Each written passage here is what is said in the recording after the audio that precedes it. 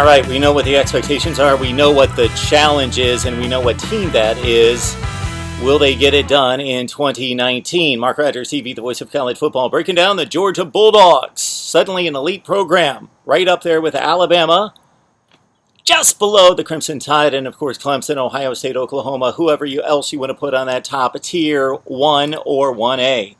But Georgia's been mighty impressive over the last 2 seasons, obviously coming that close to winning a national championship in 2017, and then last year rolling through most of the schedule, except for the date down in Death Valley against LSU, and then coming up short in the final 10 minutes or so against Alabama again, this time in the SEC championship game. And then that Texas showing was not good for Georgia, but did it mean anything? Probably not, except for not quite as good a ranking and a little bit of embarrassment nationally against Texas. All right, so the Bulldogs went 11-3 last year, 7-1 in the SEC. Before we continue, of course, grab the description, the link down in the description section below. Do your Amazon shopping right there to help us build the channel. And for those of you who like to put a couple bucks on the game, the link next to the hashtag SamStrong, use that link and set up an account at betnow.eu. Use the promo code MRTVCFB, MRTVCFB, and you get 50% additional to your account. All right, let's talk the Bulldogs. 42-13 the past 4 seasons. So we're checking out the trajectory of each program heading into 2019. And for Kirby Smart and company, there are really no negatives except for the big game letdowns. 42-13 over the last 4 years, but that really doesn't tell the story because, of course, it was a top 10 to 15 program under Mark Richt. Very good program, but now it's a top 3 to 5 program. 23-9 in the SEC over the last 4 seasons, but again, under Richt, 5-3 and 4-4. Well, that was the Kirby Smart year, number 1, 4-4. Then the last 2 years, 7-1, 7-1, and winning the SEC Eastern Division and really dominating the division. 10-3, 8-5, 13-2, 11-3 the last 4 seasons. Okay, the recruiting, again, has been one of the reasons why the trajectory is basically straight up. But again, Mark Richt had this program humming along at a top 10 to 15 level every so often. They would jump into elite status. The most recent, 2012, and of course a season in which they could have won the national championship, were probably the second best team in college football, but rarely elite under Mark Richt. But under Kirby Smart, they look like they're there to stay, at least for the foreseeable future. Elite results in 2017 and 18 most of the time. Will they kick down the door? The recruiting, exceptional. As we look ahead to 2020, the class that's being recruited right now, it's number 3 in the SEC. It's number 5 in college football. Last year in 2019, number 2 in all of the nation behind Alabama. The season before in 2018, Kirby Smart really showed that what he could do, the kind of damage that he could do on the recruiting path. Number 1 in the nation the season before that. Number 2 in the SEC. Number 3 in the country.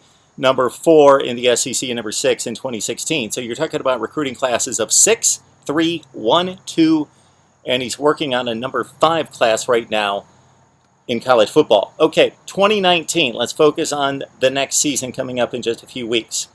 Offensively, it starts with Jake Fromm at quarterback, 68% completion percentage, 30 touchdowns and 6 interceptions. Does not sound like a game manager to me. Yes, he only threw for 2,700 yards. The Bulldogs were, of course, run first and also blew out a number of opponents in which they went to the running game even more heavily in the second half. This kid's not a game manager. He has 29 starts under his belt. He's a guy that's considered a top 10 pick in the NFL draft. So, the good side supporting Jake Fromm this year is, of course, going to be offensive line and running game. The downside potentially could be the inexperience at wide receiver. So this is probably the best backfield in the nation to run the football. DeAndre Swift's a beast. He had over 1,000 yards, even sharing time with Elijah Holyfield, who gained 1,000 last year. 6.4 per carry, 10 touchdowns. This backfield led the SEC in big plays out of the running game, was number 5 in college football, and considering that they had the 5th most explosive plays on the ground against that schedule in the SEC, so they basically had the most explosive and most consistent ground game pretty much in college football last year. What I like about DeAndre Swift as well is the same thing I loved in watching Sony Michel. He could come out of the backfield and had silky smooth, soft hands as well. 32 receptions for DeAndre Swift. Okay, what about the backups? Well, they're question marks, but they're extremely talented question marks. James Cook averaged 6.9 yards per carry, but he mostly played against the lesser opponents. We'll be kind.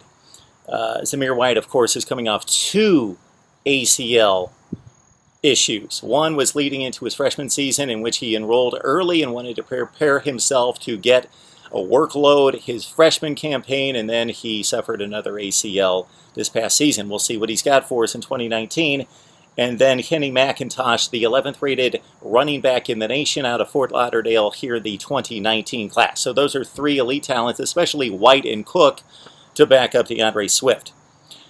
The offensive line, my goodness, it might be the best in college football as well. You got the 2 tackles in Andrew Thomas and Isaiah Wilson, who are elite, especially Thomas. 4 and 5 stars all over the place, even on the bench. Jamari Salyer was the 10th overall player in the 2018 recruiting class. He's going to be counted upon heavily. Really, the only downside is Lamont Gaylord is gone. The center is always key. They lead the offensive line. They make the line calls, so you need not just a talented kid there, but somebody that's ready to take on that responsibility, and that will go to Trey Hill this year. All right, wide receiver, that's the question. They lose all the productivity. They did have one guy coming back in Jeremiah Holloman, and we know what happened to him. He's been kicked off the team, and he'll be on campus this year with FIU. They've got little in regards to production. Actually, the most of the production they have coming back actually is via Miami and Lawrence Cager, who dropped a ton of passes last year. So, who's going to step up out of this group? You got Kyrus Jackson, Matt Landers, the true freshman, George Pickens, the 4th rated wide receiver in the country, number 24 overall player, so an elite prospect. The number 1 player in Mississippi, also Dominic Blaylock, who is the 5th rated wide receiver, a top 36 overall player. So when you talk top 40 player in the nation, regardless of position, both of these guys elite talents, Pickens and Dominic Blaylock. Who steps up, though? Who are the most likely playmakers? Georgia fans, let me know who you expect to see catching most of the balls this season from Jake Fromm. All right, the defense did not play up to expectations or the talent level in 2018. They were a mere 75th in havoc rate, getting into the opposing backfield and making big plays, and getting other teams behind the sticks, and forcing fumbles and turnovers, and getting to the quarterback. Not good enough. 5-star defensive end Trayvon Walker may be able to do something about that. The defensive line actually has 6 seniors back. Not a lot of elite guys, but that's going to help with depth, experience, guys that know the system, know how to play in the system. 6'6", 320-pound Jordan Davis in the middle was maybe the most improved player on the defense. The second half of 2018 may be the most important defensive lineman that they have. Now, in terms of causing disruptive plays, guys that may break out and make some noise, you got Malik Herring with 3.5 tackles for loss last year, and also Devontae Wyatt. All right, if there's any spot on this team that needs improvement more than anywhere else, it's linebackers. Not that they were awful. Again, we're talking Georgia standards trying to get to a national college football playoff. The linebackers have to get better. Freshman Nakobe Dean on the inside may be a key in upping the ante at linebacker. The number 2 inside linebacker in the country, a top 20 prospect, and number 1 player in his state. Monty Rice, a veteran coming back with 59 tackles. Also Tate Crowder, 53 tackles. They're the veterans on the inside. Really no production comes back on the outside. They're going to rely on those 4 and 5 stars that have been on campus for a year or two, and also the incoming freshman class, including, of course, Georgia fans. You want to see Nolan Smith, the number 1 player in high school football, and also another 5-star in Adam Anderson. Brenton Cox, no longer with the team. Cornerback Tyson Campbell, he was an elite recruit last year. He cut his teeth. He got burned a few times. He played pretty well, though. And maybe he breaks through and becomes elite this year. The sophomore J.R. Reed is a coach's favorite. Kirby Smart can't say enough about J.R. Reed and his abilities at safety. He was second on the team in tackles. He says, man, J.R. Reed's our alpha dog. All right. Place kicker, Rodrigo Blankenship. Yes, he missed a big kick last year in the SEC Championship game, but he's money. For the most part, he is money. The schedule is pretty daunting. Notre Dame is no joke. I know it's in Athens, but don't count it automatically as a win. Notre Dame's going to come in with a team that's as good as the team that went to the college football playoff last year.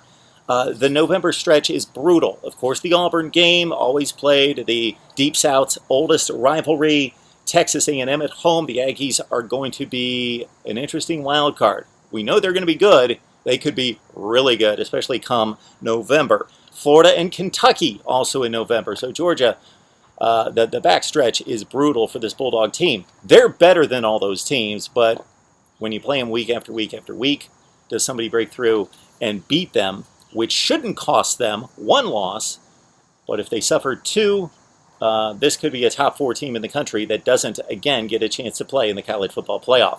Mark Rogers TV, the voice of college football, breaking down Georgia football. Would love to know what you have to say about the Dogs, your record for Georgia this year, your thoughts about the Bulldogs and Kirby Smart, any of the players, any of the units on the team, and of course, we will have our predictions coming up right before the season, right here at Mark Rogers TV, the voice of college football.